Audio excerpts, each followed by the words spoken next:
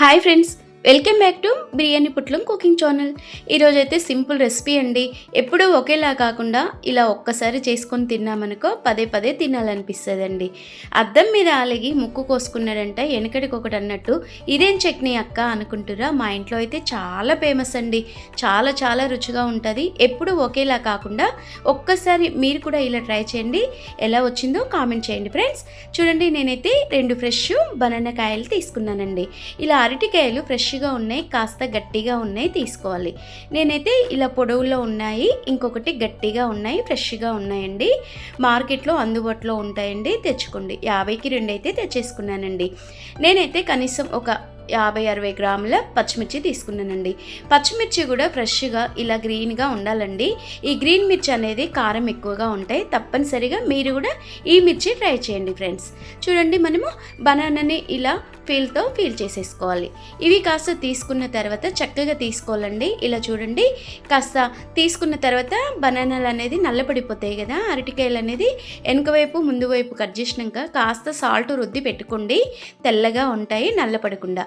ఇలా మనము నీట్గా కట్ చేసి కడిగి పెట్టిన కాస్త ఆరిన తర్వాత బనానా ముక్కల్ని ఒక్కొక్కటిగా ఇలా పొడుగులో కట్ చేసుకోవాలండి. ఎన్ని బనానాలైనా ఈ విధంగానే చేసుకోండి, చాలా చాలా టేస్ట్ బాగుంటుందండి. చూడండి, నేనైతే రిస్క్ లేకుండా అప్పుడప్పుడు పిల్లలైనా పెద్దలైనా ఎవరైనా తినేయొచ్చండి, అంత బాగుంటుంది. మరి ఒక్కసారి తింటే పదే పదే తినాలనిపిస్తుంది. చూడండి, పొడుగులో కట్ చేసుకున్న బనానా ముక్కల్ని మనము ఈ సైజులో చిన్న సైజులో ఇలా క్యూబ్స్ టైప్లో కట్ చేసేసుకోవాలి. ఇలా చూడండి ఫ్రెండ్స్, బనానాలు ఒక్కొక్క ముక్కగా ఈ విధంగా కట్ చేసుకోవచ్చు, లేదంటే అన్నీ ఒక కట్టర్లు వేసి కూడా కట్ చేసుకోవచ్చండి. నేనైతే చేయితోనే ఈ విధంగా కట్ చేసుకున్నాను. బనానా అనేది ఫ్రెష్గా ఉండాలి, చూస్తున్నారు కదా, ఇలా వైట్గా ఉండాలి. కట్ చేసేటప్పుడు నల్లపడకూడదండి, ఇంకొకటి పండుగా ఉండకూడదు, టేస్ట్ అనేది కోల్పోతుందండి. ఇలా మనము ఆ 2 బనానాలని ఈ విధంగా కట్ చేసుకొని పక్కకు పెట్టేసుకోవాలి. ఈ సైజులో కట్ చేసుకుంటే పర్ఫెక్ట్గా వస్తుంది, తింటుంటే కూడా రుచిగా ఉంటుంది. ఇలా నేను కట్ చేసుకున్న బనానా ముక్కల్ని పక్కకు పెట్టేసుకున్నాను. ఇలా మనము మిర్చి అనేది గ్రీన్ చిల్లీ చూడండి ఎంత ఫ్రెష్గా ఉన్నాయో. ఇవి కారం కాస్త ఎక్కువగా ఉంటాయి, నేను కాస్త ఇంకో కొన్ని తగ్గించానండి. ఒక 10 నుండి 15 వరకు మనం గ్రీన్ చిల్లీ వేసేసుకోండి. ఈ విధంగా చూడండి, ఇలా మనము ఒక అడ్డంలో చుంచేసుకుంటే సరిపోతుంది. ఒక్క మిర్చిలో 2 పీసులా లేదా 3 పీసులా అది మీ ఇష్టం అండి. నేనైతే 3 పీసెస్గా చేసుకొని ఈ సైజులో కట్ చేసేసుకున్నానండి. ఇలా మనం స్టవ్ వెలిగించుకొని ఒక బౌల్ పెట్టుకొని నేను చూడండి 50 గ్రాముల కందిపప్పుని వేయించుకుంటున్నానండి. ఓన్లీ కందిపప్పునే వేయించుకోండి. ఇలా దోరగా పచ్చి వాసన పోయే వరకు మంట చిన్నగా పెట్టి వేపేసుకోండి. అప్పుడు కానీ టేస్ట్ అనేది ఫ్లేవర్ అనేది ఎక్కువ వచ్చేస్తుంది. చూడండి ఫ్రెండ్స్, చక్కగా ఫ్రై అయిపోయిన తర్వాత 1/2 స్పూన్ జీలకర్ర వేసేసుకోండి. జీలకర్ర వేయడం మూలంగా మంచి టేస్ట్ వస్తుంది, కడుపు ఉబ్బరం ఉన్నా పోతుందండి. ఇలా ఆవాలు కూడా వేసుకోండి.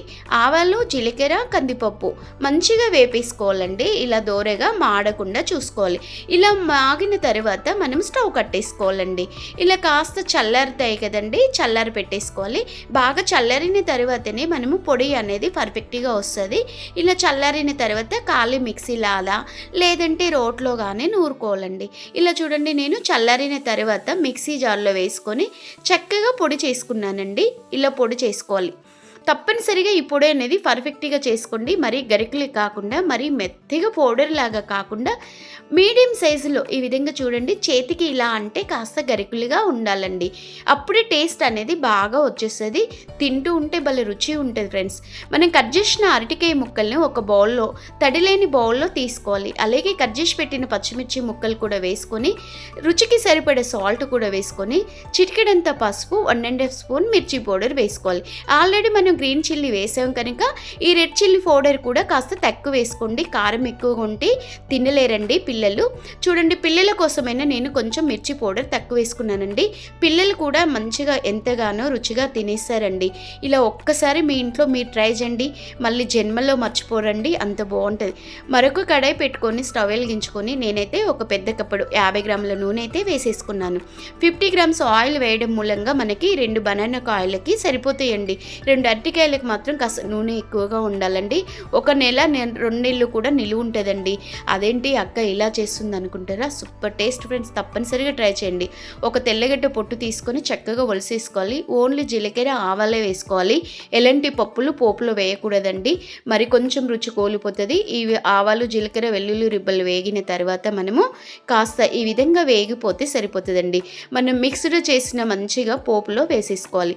అరటికాయ ముక్కలు, కారం, ఉప్పు, పసుపు, పచ్చిమిర్చి ముక్కలు కలిపి పెట్టిన దాంట్లో కాస్త 10 మినిట్స్ మూత పెట్టుకున్న తర్వాత మంచిగా మనము సిమ్లో పెట్టి పోపున పెట్టిన ఆయిల్ కూడా వేసేసుకొని చక్కగా ముక్కలకి కలిసేలా కలిపేసుకోవాలండి. ఈ విధంగా కలుపుకోవాలి ఫ్రెండ్స్. చూడండి, ఈ విధంగా కలుపుకొని మంచిగా చక్కగా సువాసన గల మంచి స్మెల్ వచ్చేస్తుందండి.